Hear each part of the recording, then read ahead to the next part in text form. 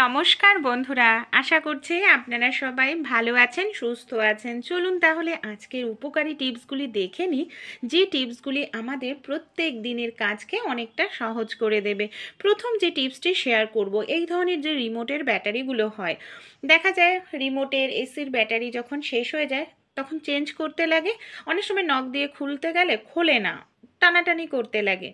তাই একটি safety pin নিয়ে নিন। সেফটি পিনের সাহায্যে ব্যাটারিটাকে হালকা করে এইভাবে টান দেবেন, দেখবেন খুব সহজেই কিন্তু ব্যাটারিটা আপনারা খুলে ফেলতে পারবেন। নখ দিয়ে টানাটানি করার কোনো প্রয়োজনই আপনাদের পড়বে না।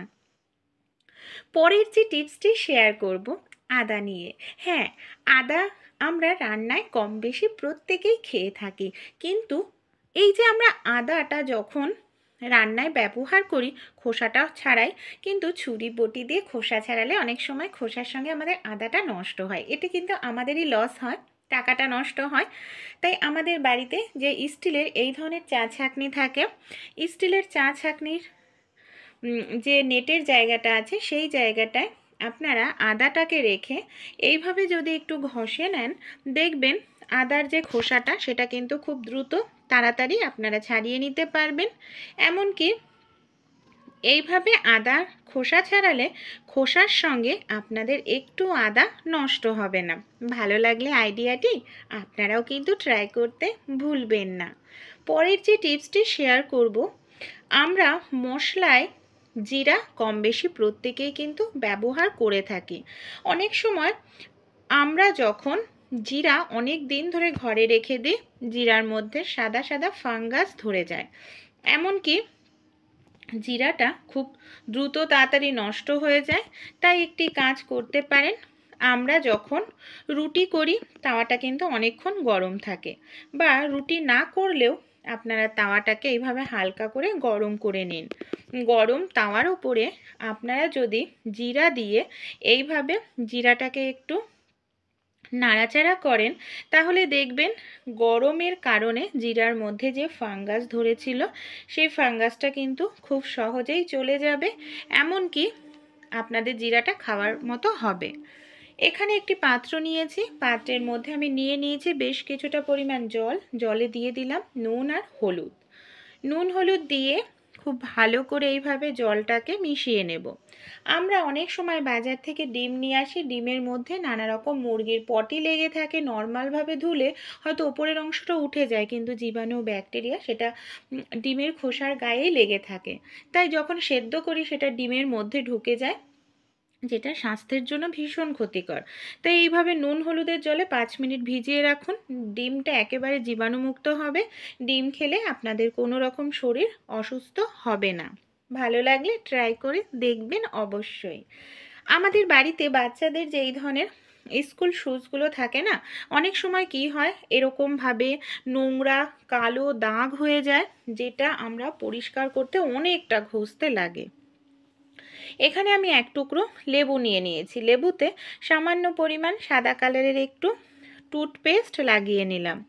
টুথপেস্ট আর এইভাবে লেবু দিয়ে যদি ডলতে থাকে, এই ধরনের সাদা যে কেসগুলো হয়, যতই কালো নোংরা দাগ হয়ে যাক না কেন, খুব সহজেই টুথপেস্টের কারণে দেখবেন নোংরা কালো দাগ উঠে যাবে, এমনকি আপনাদের সাদা কেসটা একেবারে নতুনের মতো চকচকে হয়ে যাবে। দেখুন এইভাবে আমি একটুখানি ডলে নিচ্ছি, তারপর আমি আপনাদের নর্মাল জল দিয়ে এটাকে ধুয়ে দেখাবো যে কতটা সুন্দর পরিষ্কার হলো। জল দিয়ে ধোয়ার পর দেখুন একেবারে কালো যেগুলো হয়ে গেছিলো একেবারে নোংরা উঠে গেছে, যখন শোকাবে আরও সুন্দর পরিষ্কার লাগবে। রসুন আমরা রান্নায় ব্যবহার করি, তাই তো?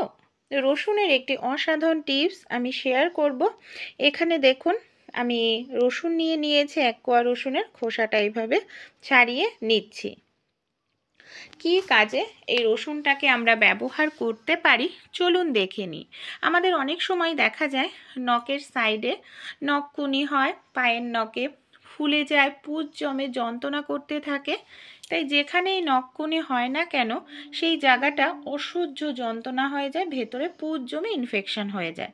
কিচ্ছু করতে হবে না, একটি রসুন নিয়ে এইভাবে রসুনটাকে ঘষে রসুনের রসটা নখের কোণায় লাগিয়ে দিন। দেখবেন পরপর 2-3 দিন লাগালেই ইনফেকশন কমে যাবে, কারণ রসুনের রস ভীষণ উপকারী ইনফেকশন কমাতে। সেই সঙ্গে যদি কোনো রকম নোংরা পুঁজ জমে থাকে সেটাও কিন্তু বের হবে। পানি ফল আমরা কম বেশি প্রত্যেকেই খেয়ে থাকি, কিন্তু পানি ফলের খোসা ছাড়াতে না আমাদের অনেকেরই অনেকটা সময় লেগে যায় আর বিরক্তও লাগে পানি ফলের খোসা ছাড়াতে। তাই আমাদের বাড়িতে যে এই ধরনের ক্লিপ থাকে, জামা কাপড়ের যে ক্লিপ থাকে, ক্লিপ দিয়ে এইভাবে পানি ফলটাকে হালকা করে চাপ দিন।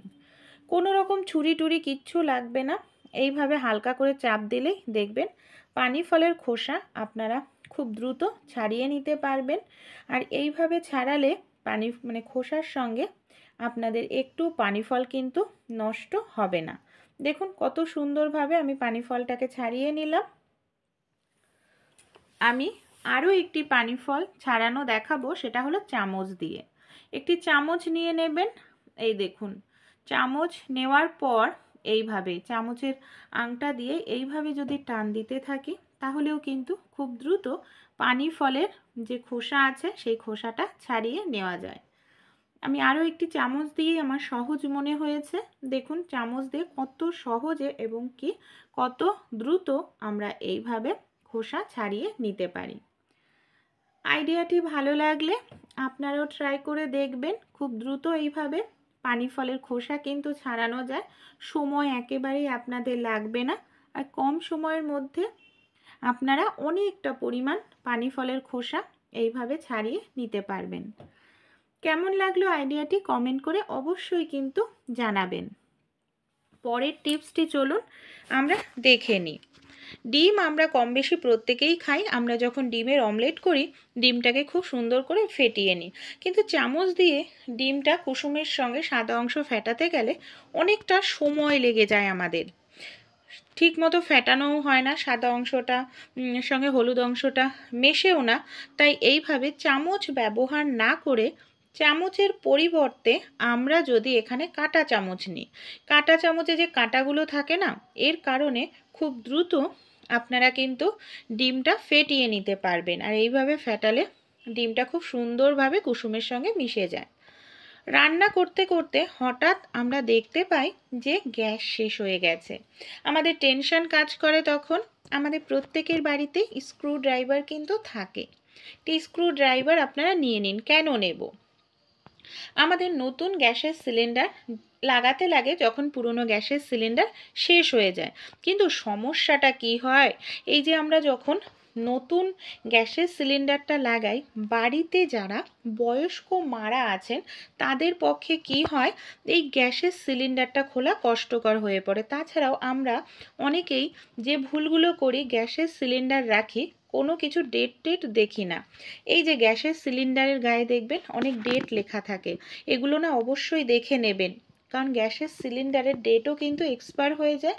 আর যদি সিলিন্ডারের ডেটটা এক্সপায়ার হয়ে যায় সেটা কিন্তু অনেক সময় ব্লাস্ট করার সম্ভাবনা থাকে। তাই আমরা খুব দ্রুত কিভাবে কোনো রকম শক্তি প্রেসার ছাড়াই গ্যাসের সিলিন্ডারের ক্যাপটা খুলে ফেলতে পারবো তারই একটি টিপস আমি শেয়ার করছি। দেখুন, যারা আমরা ইয়ং আছি তারা তো সহজেই খুলে নেব, কিন্তু বয়স্কদের জন্য অনেকটাই কঠিন হয়ে যায়, শক্তির প্রয়োজন। তাই আংটার মধ্যে আপনারা একটি স্ক্রু ড্রাইভার নিয়ে নিন।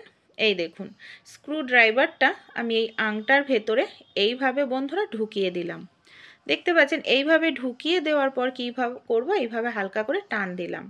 কত সহজেই ক্যাপটাকে আমি খুলে ফেলতে পারলাম, কোনো রকম শক্তির প্রয়োজন পড়লো না। যারা বয়স্ক মারা আছেন এই টিপসটি অ্যাপ্লাই করবেন, আপনারা উপকার পাবেন।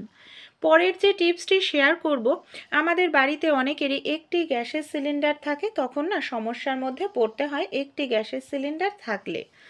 কারণ কখন হয়তো রান্না করতে করতে হঠাৎ গ্যাস শেষ হয়ে যাচ্ছে, তখন এবার আমরা সমস্যার মধ্যে পড়ি যে আবার গ্যাসকে ফোন করব, হয়তো 2-3 দিন পরে দেবে, কিভাবে রান্না করব। তাই আপনারা এই ধরনের পেন্সিল রেখে দেবেন হাতের কাছে, প্রত্যেকের বাড়িতেই থাকে। পেন্সিল দিয়ে আপনারা যেদিন গ্যাসের সিলিন্ডারটা লাগাচ্ছেন সেই দিনের ডেটটা এইভাবে লিখে রাখুন। এইভাবে যদি ডেটটা লিখে রাখেন তাহলে হয়তো আপনাদের গ্যাসের সিলিন্ডার 1 মাস যায়। 1 মাস যখনই হবে আপনাদের ধারণা এসে যাবে যে গ্যাস শেষ হবে, তার আগেই আপনারা বুকিং করে দিতে পারবেন। এর জন্য গ্যাসের জন্য আর চিন্তা করতে হবে না। আইডিয়া বা টিপসগুলি যদি আপনাদের একটু উপকারে আসে অবশ্যই আপনারাও ট্রাই করে দেখবেন।